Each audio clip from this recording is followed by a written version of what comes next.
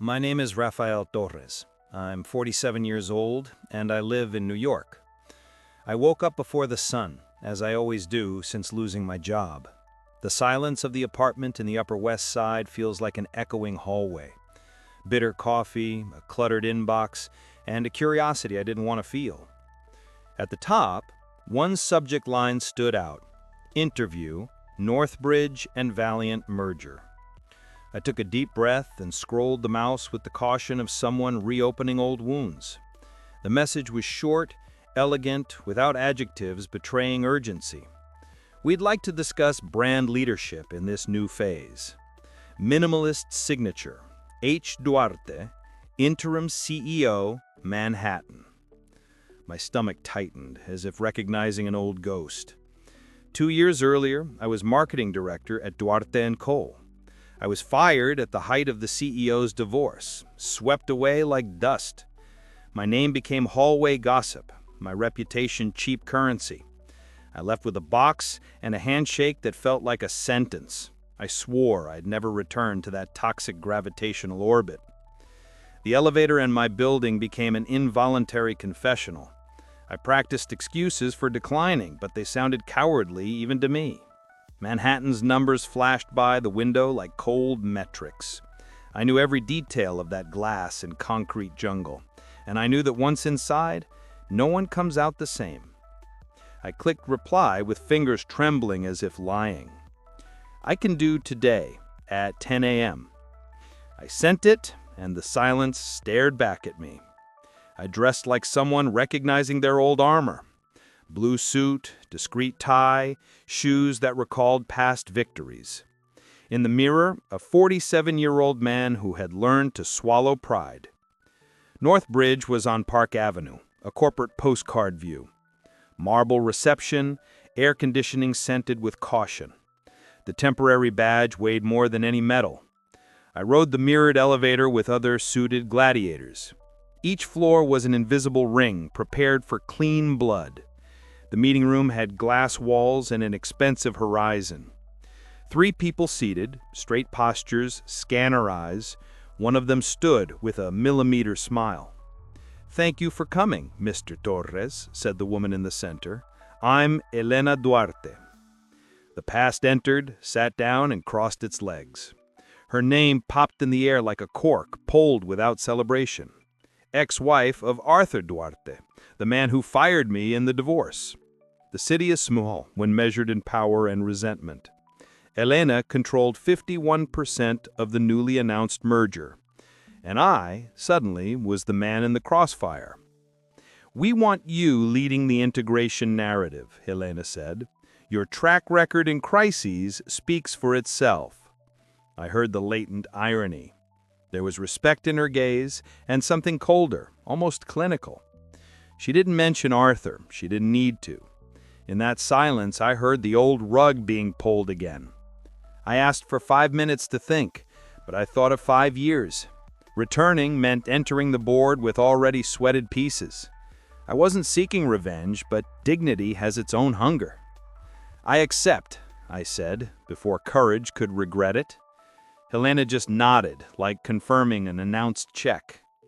When I left, Manhattan's light seemed like a freshly printed contract. I knew I'd be watched, tested, provoked, until I broke. The city shifted a centimeter to the right, like an omen. In the lobby, vitrine, a steel sculpture reflected my profile. There, I realized, the war had an address and my name on the invitation. The first day began with a room smaller than my past.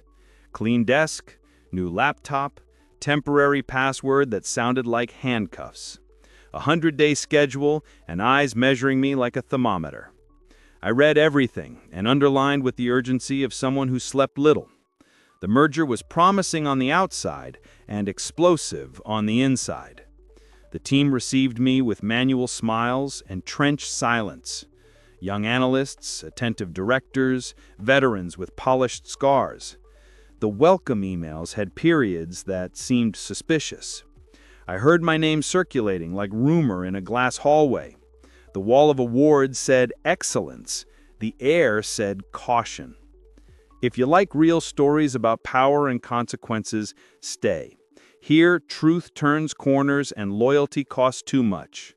I tell without haste, but I don't embellish anyone's fall. Subscribe to follow each move as the smoke rises. After all, some contracts are signed in the dark, others in the light of play. I spent the morning reading dossiers with the serenity of a paramedic. Reputation reports, stakeholder maps, latent media crises, familiar names, discrete enemies, influencers for sale. Helena wanted a unique narrative for two rival cultures. I needed to stitch without the thread showing on the outside. At noon, she called me for a closed-door meeting. We're launching the brand platform in 4 weeks. 4 weeks is an eternity in marketing and a blink in mergers. I want 0 leaks, she said, as if it were a moral order. I nodded, though I knew leaks are an urban sport. In the elevator, I received the first torpedo from the past. A news push with Arthur Duarte's face, smiling acidically. Special, the Northbridge and Valiant merger hoax, the headline read. I clicked, and the article insinuated I was Helena's puppet. I felt the old metallic taste of shame trying to return. I returned to my office and closed the door like closing a cut. I listed risks, key messages, spokespeople, and contingency plans. I wrote 3 versions of the same truth for different audiences. When I finished, Manhattan was already in golden late afternoon light. Helena replied to my email in 5 minutes. Approved. Proceed. Later, on the terrace, the wind smelled of promise and paranoia. I thought of my 47 years summing decisions that don't fit on a resume. Power isn't a title. It's who remains standing when the light turns on. I didn't want to destroy anyone, but I wouldn't ask permission to exist. The city below roared, "Prove it." When night fell, I received a black folder without sender. Inside, copies of old meetings with poorly cut stamps. And a note. He doesn't play clean. Neither does she. I held the paper like holding a lit match. Some truths illuminate, others scorch the face. Before leaving, I looked at the skyline like reading a vital chart. I was the point rising again after the valley. In the glass, my reflection looked less tired than yesterday. Tomorrow, the integration committee would see my full plan, and I would see who, at that table, was betting against me. On the subway, a child pointed at my badge and smiled. "Do you work in those tall buildings?" she asked, without malice. "I work," I replied, trying to remember why. "Is it dangerous?" she insisted, curious about the adult world. "Only when you forget who you are," I said, and pocketed the badge. I arrived early for the integration committee meeting, carrying the plan I'd assembled the night before and the anonymous folder burning in my backpack like radioactive secret. The oval room had a view of Park Avenue and enough seats for egos of all sizes. Helena took the head with the naturalness of someone who knows the gravity of her own name. I sat to the left, where questions usually land before turning into accusations. When the door closed, the silence seemed the only clause everyone truly understood.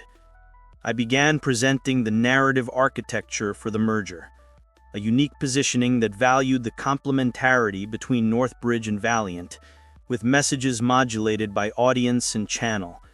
I showed the risk matrix, the stakeholder map, the crisis response funnel, and the editorial calendar for the next 4 weeks. No one blinked until I reached the leak protocol, when an operations director cleared his throat that sounded like, "Good luck." Helena asked me to detail the contingencies, and I described 3 scenarios, from noise to fire. "Work as if the fire has already started," she said, without metaphor. In the break, I received a message from an unknown number. "Check page 3 of the board dossier. Dates don't match." I opened the black folder and compared it to the internal drive files. There were subtle discrepancies, hastily cut stamps, and abbreviated names as if someone wanted to clean footprints without erasing the trail. I looked for Helena in the window glass and saw my face superimposed on hers as if the past demanded a special guest appearance. I pocketed the folder and the doubt in the same place where courage goes when it still doesn't know if it's recklessness. In the afternoon, I dove into workshops on language and tone with the team. I avoided easy slogans, preferring proven promises, reputation metrics, and trust indicators. I asked the directors to choose a short-term battle for us to win before the main announcement, a symbolic gain that would remind the market the merger had a pulse.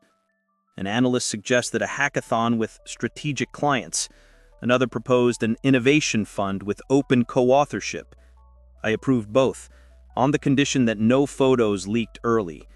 In Manhattan, the camera always arrives first. At the end of the day, I received a call from Laura Meneses, who had been scarce in the last 48 hours. Her voice came too sweet, like dessert on an empty stomach. "I want to pitch you a hot story, Rafa, a profile on you. Back in the game, human, resilient." I asked which outlet, and she replied with a name too big for such a quick comeback. I thanked her and said that for now, I'd prefer the work to speak first. She laughed like someone who'd heard no from proud men before. "The game is also played off the record," she said, and hung up before my counter-argument. At night, Elena entered my office with 2 cups of coffee and a gaze that needed no sugar. "Arthur has friends on the board and enemies who have coffee with him," she commented, as if talking about the weather. I placed the black folder on the table, open to page 3. She read without raising an eyebrow, leaned back, and spent a few seconds just breathing strategy. "It's not your business who supplies me, Rafael," she said finally, without returning the folder. "But it's your mission to ensure that when the story comes out, it comes in our voice." I asked if the folder came from inside or outside, and she replied that at this point, the boundary between inside and outside was an emotional concept. "Do your job, I'll do mine," she added. When she left, I had the feeling the walls had heard more than I had. I jotted 2 lines: proceed with plan, maintain emotional distance, increase security redundancies. It might seem cold, but it's mental hygiene. No one crosses fire without learning to control their breathing. On the subway, I reviewed the next day's agenda, meeting with legal on image clauses, alignment with finance on crisis provisions, and a delicate conversation with tech on logs and access tracking. At home, I opened the laptop and reviewed social mentions. An anonymous thread insinuated I'd been rehired as revenge currency. I responded to nothing, logged everything, and scheduled the first campaign drop. A case study with verifiable results, co-produced with an impartial client. Transparency, when sincere, takes less work to defend. Before bed, I stared at the ceiling like consulting a chart that only exists in the dark. For the first time since the firing, I felt my story wasn't just reaction. I'd choose the words, and with luck, some outcomes. But between what we choose and what chooses us, there's always a narrow hallway. And I walked it like a 47-year-old man who'd seen the ground disappear under his feet and still risen by the same elevator. The next morning, Manhattan dawned with the smell of rain and a new headline. A columnist insinuated Northbridge was buying silence while selling innovation.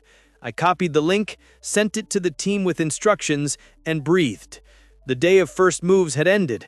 Now came the first attempt to take us off the board before the opening whistle, and I was already in sneakers, even in a suit. The studio was ready for our hybrid event, a town hall broadcast to clients and press with moderated questions. We rehearsed responses, fine-tuned messages, tested platform delays and network redundancy. 15 minutes before start, IT detected anomalous traffic on the private URL and a data packet trying to inject pre-scripted questions. It was elegant, almost polite, sabotage that asks permission before knocking down the door. I ordered the block and requested a plan B in the internal chat that felt like a surgical center. We opened the broadcast with Elena speaking about complementarity, proven synergy, and governance. In the first minutes, everything ran like a Swiss watch with an American accent. Then, a pop-up window invaded some viewers' screens with a dossier mixing public data and well-edited lies, suggesting a conflict of interest between my old role and the new position. The main feed stayed intact, but the damage was done. Screenshots began circulating like siren sounds. I requested an immediate switch of the question server, activated the crisis protocol, and redirected Q&A to an authenticated form. While the team put out fires, I wrote in 90 seconds a short note. We detected external interference. We continue live. Transparency isn't a slogan, it's verifiable practice. Questions will be answered here and on the site within 24 hours. It was the least bad choice between silence and being swallowed. The chat caught its breath, but the noise outside grew like rain against glass. In the post-event war room, it felt like an airport lobby in a storm. IT traced the origin to a cheap VPN with enough hops to confuse a hasty jury. I received an anonymous message with a screenshot of my badge and the caption, "You're just a recycled symbol." I wanted to respond with statistics, like every professional trained to turn pain into a dashboard. Instead, I went to the terrace, counted to 100, and returned with a piece of myself that still remembered numbers don't hug anyone. When the board demanded explanations, I projected a simple timeline: intrusion attempt, containment, stabilization, communication. I showed logs, screenshots, decisions, and discarded alternatives. I didn't apologize for the attack. I requested authorization to act as if the next one had a date. An older counselor with oak eyes asked if I was sure the interference came from outside. I replied that certainties are luxury items. What I had were enough indications to treat it as war, not misunderstanding. He nodded, satisfied with the word choice or the lack of illusions.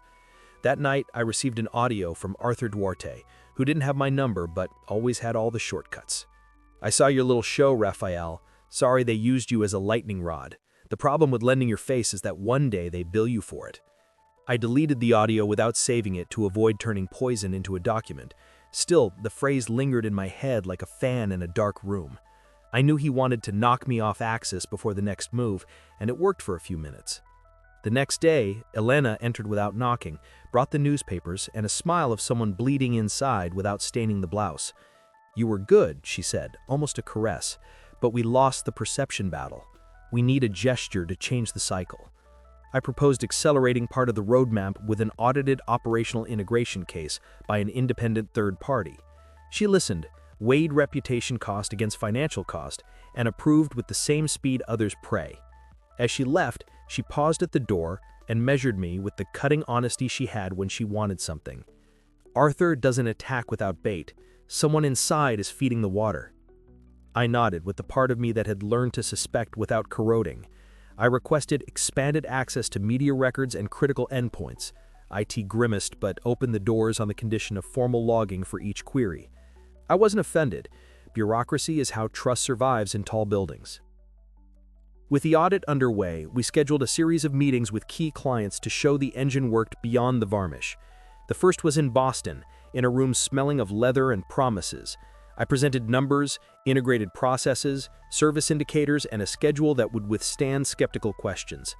One of the clients, the kind who doesn't say good morning without testing your spine, asked if the digital noise was part of the package. We both smiled. It is. The world doesn't return silence without interest. Returning to New York, I looked out the plane window and saw the city approaching like a spreadsheet of lights. I thought of the invaded event, Arthur's audio, Elena's dry praise, and the feeling of losing the first round on points. The first defeat didn't take me off the board, but it reminded me that strong narratives also bleed when pierced with precision. I promised myself that next time, the blade would meet steel. And for the first time in days, I slept before landing. The office dawned with a smell of metal and tense silence. The headlines still echoed in the intranet, and every employee seemed to measure words before breathing. Elena called an emergency meeting, but there was no agenda, just eyes hungry for culprits. I presented the technical report with surgeon's calm while she observed the team with the gaze of someone identifying the weak link by sweat. When it ended, she said only, "We're not losing to the market, we're losing from within." In the afternoon, I walked the corridors like crossing a minefield. Half the team avoided me, the other half feigned loyalty.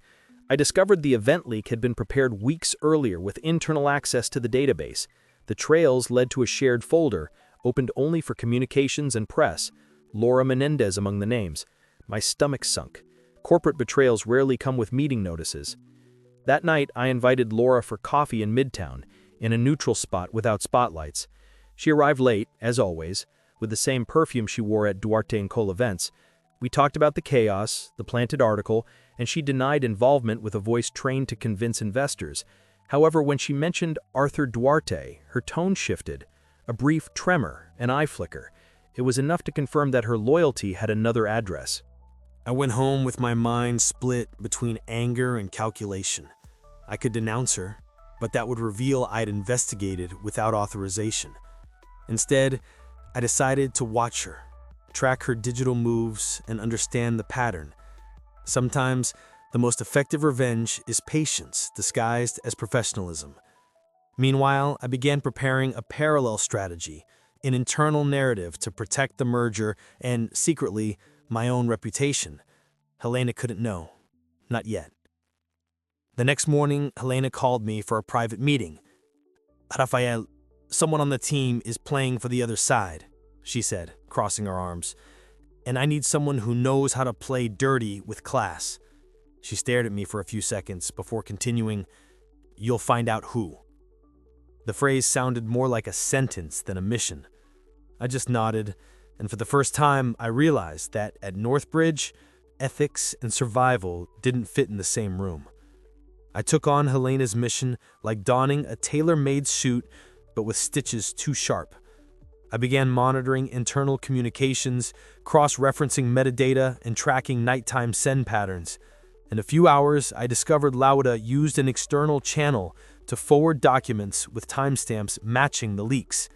I told no one. In war, information is ammunition, and I needed to decide when to fire. The problem was, the more I read, the more Arthur Duarte's name appeared in the shadows. That night, I received an unexpected invitation, executive dinner at the Four Seasons, hosted by a partner agency's board. The invite was too elegant for the moment, and at the end of the email, a detail. Confirmed presence of A. Duarte. I thought of declining, but instinct spoke louder. Enemies watched up close ere sooner. I arrived half an hour early, time enough to study the terrain. Arthur appeared, smiling, the same smile that precedes contracts and betrayals. During dinner, he made a point of mentioning my return to the scene, with irony carefully wrapped in courtesy. He talked about how some men accept being a queen's pawn just to stay on the board. I didn't bite the provocation, but every phrase was a calculated trap. At the end, he toasted with an almost paternal gesture. "I hope Helena knows what she's doing with you." I left there with cold blood, but a boiling mind. He wasn't talking for talk's sake. He was preparing the next move. Back at the office, I reviewed the black folder I kept hidden in my drawer. Now it made more sense. The documents on merger transactions Helena never showed me were all there. Among the pages, a memo indicated the gradual purchase of Duarte Holdings shares by shell companies. Helena didn't just want to rebuild Northbridge. She wanted to take back her ex-husband's empire, piece by piece. And, unwittingly, I was the perfect piece for it, the clean face of the operation. The next day, I faced Helena in the glass room and asked, without beating around the bush, "Are you trying to destroy Arthur or replace him?" She smiled calmly, the kind of smile that precedes a market decision and a human fall. "Rafael, when someone takes everything from you, rebuilding is the most elegant form of revenge." I stayed silent. She approached, touched my shoulder, and added, "And don't fool yourself. You weren't rehired. You were recruited." I left the room understanding my return was never about redemption. It was about war. From that day on, everything changed. Helena began including me in high-level meetings, always introducing me as the man who turns chaos into results. The team looked at me with a mix of respect and fear, and I felt the weight of the new role, executor and shield at once. We worked side by side on a communication plan, blending military precision and market seduction. Our conversations grew longer, our exchanges more charged with something bordering on dangerous. Meanwhile, Laura made herself increasingly present, like a shadow trying to reclaim space. She sent short messages full of subtext. Arthur asked about you. Do you still trust her? Each phrase was bait, and I wondered how long it would take for her to get caught in her own net. In parallel, I began logging everything: meetings, emails, file deliveries. It wasn't paranoia, it was life insurance. Those who survive at the top understand that truth without proof is just expensive opinion. On a rainy afternoon, Helena called me to her office and presented the next step, a bold campaign positioning the merger as a symbol of restart and overcoming. I want to show the market that chaos can be profitable when well managed, she said, with the coldness of someone selling emotion in charts. I knew that project would be the watershed. It would either consolidate Northbridge as a powerhouse or drag us to collapse. And for some reason, I was excited about both scenarios. During the long planning nights, Helena and I shared more than strategies. She talked about Arthur, the marriage, the public humiliations, and the voids power never filled. I talked about the sleepless nights after the firing, the doors that closed, the small deaths pride causes. At some point, I realized it was no longer just work. There was a bond there, tenuous, ambiguous, made of compatible scars. And that was dangerous, for both of us. When the plan was ready, I presented it to the board, a sequence of campaigns based on strategic vulnerability, human stories, solid results, trust as currency. Helena watched without interrupting, but her gaze said what words couldn't. I had become indispensable. At the end, the board applauded, and she just said, "Excellent. Now let's see who tries to stop us." In that moment, I realized she wasn't seeking redemption, she wanted dominion. And I, for some reason I still didn't understand, wanted to see how far she'd go. On Monday morning, my phone buzzed with an unknown notification. It was a direct message on LinkedIn, polite, with an invitation to an executive dinner for reconnection. The sender was Arthur Duarte. At first I thought provocation, but the message was clear, almost cordial. No hard feelings, just business. I took a deep breath and replied with a, "We can talk." Helena didn't need to know, at least not yet. Sometimes to understand the enemy, you have to accept the invitation to his field. The restaurant was atop a 50-story building with a view of the East River. Arthur arrived first, like a satisfied host. He wore the same impeccable suit as always and carried that sharp smile that never changed. He talked about the market, about how the world spins too fast for those who stop fighting. I listened, measuring each word like hearing an old song in a new key. Then he said, "Helena doesn't want to rebuild, she wants to erase me, and you're her scalpel." I feigned surprise, but my mind worked at machine speed. He slid an envelope across the table, and I recognized the merger board's logo. Inside, documents, dates, exchanged emails, all pointing to irregularities and acquisitions by shell companies linked to Helena. The truth, Rafael, is that you're sitting on dynamite. I pocketed the envelope without promising anything. Think of it as a vaccine before contamination. Smiling, he toasted. I just watched the wine's reflection in the glass and saw blood. On the way home, the wind felt colder, the city sharper. I replayed every word from Arthur, every calculated pause, and knew half of it was manipulation, but maybe the other half was warning. I spent the night reading the documents under dim light, with a mix of fear and fascination. The dates matched, the companies existed, the transfers were real. Helena was playing a game too risky, and now I was at the center of the board holding the wrong pieces.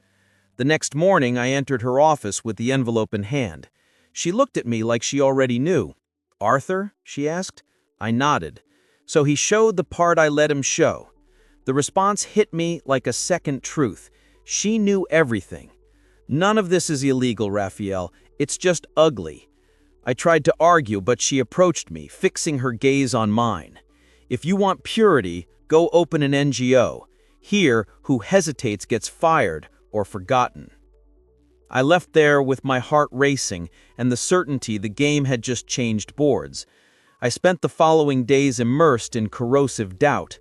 Between Helena's coldness and Arthur's manipulation, truth seemed an asset up for auction. I reviewed contracts, compared dates, and the more I investigated, the more I realized both were right and both lied. The merger was a carefully disguised Trojan horse. What seemed strategic expansion was in reality the silent reclamation of the Duarte Empire, but now under another surname. And I, unwittingly, was the ghost heir to this revenge. On a rainy night, I ran into Laura leaving the building. She seemed nervous, holding a flash drive like a materialized confession. "He's gone too far, Rafael. Arthur wants to end her, and you, with her." I took the device and, once home, plugged it into the computer. The content was devastating. Board conversations, illegal transactions, and compromising messages between Arthur and board members. For a second, I felt the weight of the choice: hand it all to Helena or use it against both. Deep down I knew any choice would be betrayal. The next morning, I entered the office with the flash drive in my pocket and the face of someone carrying a bomb without a fuse. Helena noticed immediately. "You found something, didn't you?" she asked, without lifting her eyes from the report. I just placed the device on the table. She stared at it, took a deep breath, and smiled. "Congratulations, Rafael. Now you understand the game." Before I could say anything, she added, "And now that you know, you can't leave it." Those words sounded like a contract, and I realized that in that moment, revenge no longer had owners, only survivors. Helena called me to the building's terrace, where Manhattan's wind cut like a blade. The city gleamed below, indifferent to the wars fought in its skyscrapers. She held the flash drive between her fingers, twirling it like a discreet trophy. "Arthur thinks he still sets the rules, but he forgot that who controls information controls time," she said without looking at me. That calm tone scared me more than any threat. I saw in her eyes that her plan wasn't defense, it was extermination. "You don't have to do this," I ventured, trying to find a remnant of humanity in her. "There are other ways to win." She laughed with almost sweet irony. "Win? I don't want to win, Rafael. I want him to remember me every time he signs a document that no longer bears his name." The wind scattered her hair like a war banner, and there, looking into that cold, determined gaze, I realized Helena wasn't Arthur's victim. She was his more sophisticated reflection. When we returned to the office, she placed the flash drive in the safe and locked it. "You'll present the integration results at the next assembly," she said firmly. "And while you speak, the board will receive the proof of his frauds." I tried to refuse, but she just replied, "It's not a request, it's a script, and you're the protagonist." I stood motionless for a few seconds, feeling the weight of the manipulation that now belonged to me too. In that instant I realized I was no longer the employee she'd rehired. I was the final tool of her revenge. The assembly day arrived like a scheduled sentence. The auditorium, packed with shareholders and journalists, exuded expensive perfume and contained tension. I took the stage with the speech ready and cold hands. While presenting the charts, I knew that at that exact moment, Arthur's emails and documents were being forwarded to the board. With each slide, I felt the ground shift under my feet, not from the lie I was telling, but from the truth revealing itself backstage. When I finished the presentation, the silence was cut by murmurs like the prelude to a storm. The board chairman received a call, looked at Helena, then at me. Arthur entered the room unannounced, accompanied by cameras and lawyers. "Ladies and gentlemen," he said with a venomous smile, "it seems the merger you're celebrating is built on fraud and betrayal." The flashes began. Helena remained motionless, just observing, like watching the fire she'd provoked herself. Arthur projected images, statements, and doctored messages, all pointing to me as the main orchestrator. The audience reacted like a shocked crowd, half confused, half already judging. I felt my face burn, my body heavy, but I didn't interrupt. I let him speak, like letting the enemy spend his last bullet. When he finished, I looked at Helena, and she just nodded discreetly. In that silent gesture, I realized everything was within the plan. I would be the sacrificed pawn so the king would fall. In the chaos after the press conference, I was taken to an isolated room with 2 directors and the legal department. They wanted answers, proof, anything to clean the company's image before the press devoured it all. I feigned desperation, but inside, I kept the coldness of someone who already expected the blow. In my folder, I kept authentic copies of the original files, the same ones Arthur had manipulated. It was time to use the last resort left to me, truth with an appointed hour. I waited for the right moment. When corporate panic peaked, I sent an encrypted email to the board chairman and attached the real files, meeting recordings, transactions, and Arthur's compromising conversations with suppliers and lobbyists. In less than an hour, the rumor spread. There was a second set of proofs. The press began doubting, and the lawyers distancing from Arthur. Helena entered the room and looked at me with something between admiration and guilt. "You turned the game," she murmured. But I knew the price would still come. By day's end, federal agents appeared at Duarte Holdings headquarters. Arthur was led away in handcuffs before the cameras, his arrogance dissolving into sweat and silence. The merger board declared an internal audit and suspended all contracts bearing his name. I, officially exonerated, became the face of Northbridge's moral recovery. But victory had a bitter taste. Helena, once again, had won. And I realized too late that even free, I remained the piece in her strategy. In her chess game, even salvation was calculated. The extraordinary assembly was convened on an urgent basis. The building, surrounded by reporters, seemed an elegant battlefield. I entered the main room with firm steps, but the weight of everything I'd lived echoed in each one. Helena arrived minutes later, dressed in black, her gaze unshakable. When the board chairman announced that the files I'd sent confirmed Arthur's corruption, the room exploded in murmurs. I just watched in silence, like seeing the enemy fall into the hole he dug himself. Arthur was brought in handcuffed for a final statement. Even cornered, he kept his usual arrogance. "You think you've won? But she used all of you. She never wanted to save this company. She wanted to bury it with me inside." His eyes sought mine, trying to pull me back into the abyss. Before I could respond, Helena stood and, calmly, showed the final merger document. All remaining shares legally transferred to the board, without ties to the Duarte name. His legacy was dead. When Arthur was escorted out, silence took the room. Helena took a deep breath, and for the first time, I saw the weariness on her face. Not guilt, but victory without pleasure. She turned to me and said softly, "You were the most loyal piece I ever had, Rafael, and the most dangerous too." I didn't know if it was praise or warning. The assembly ended with restrained applause, headlines emerging and calculating glances in every direction. I left there with one certainty. In corporate war, no one wins. They just survive one more day. The next day, I arrived at the office and found my desk empty. No notice, no scheduled meeting. Just the clean silence that precedes the cut. Minutes later, I received the board summons.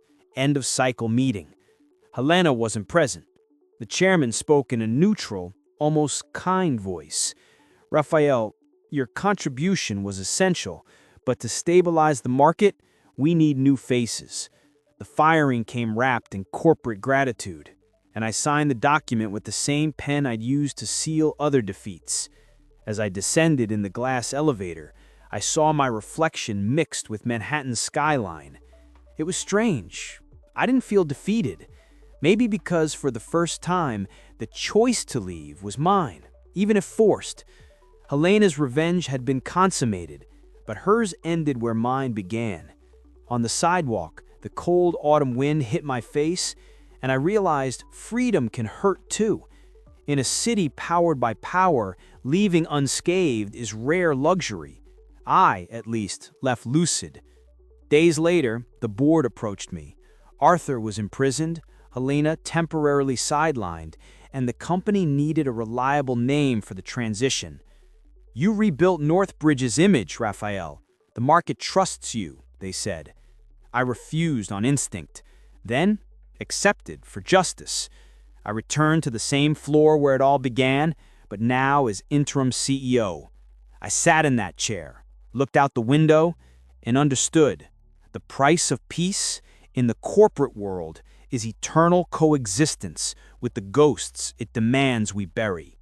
A few months later, the company's rhythm had stabilized.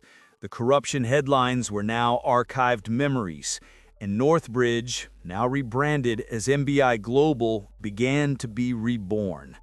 I had become the face of a new phase, a symbol of integrity forged in chaos.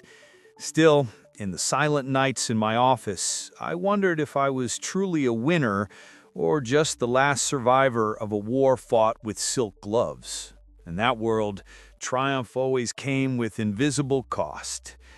On that Friday, the messenger left a black envelope on my desk, without sender. The paper had the same woody perfume as Helena Duarte. I opened it carefully, and inside I found a single sheet with the logo of a European holding. At the top, the title, International Merger Proposal, signed by H. Duarte.